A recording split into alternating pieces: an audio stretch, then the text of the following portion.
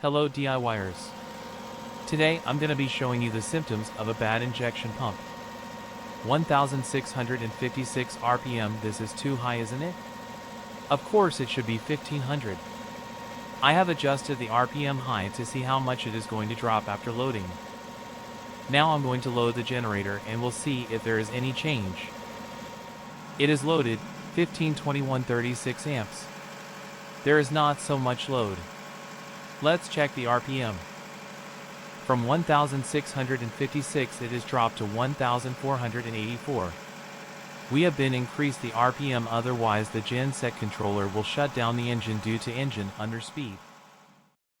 The underspeed error indicates that the engine isn't getting enough fuel, so it shuts down as a protective measure.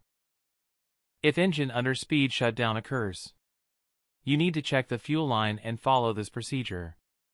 We are going to inspect the fuel filters first. A clogged fuel filter cause engine lose its power. Fuel prime pump.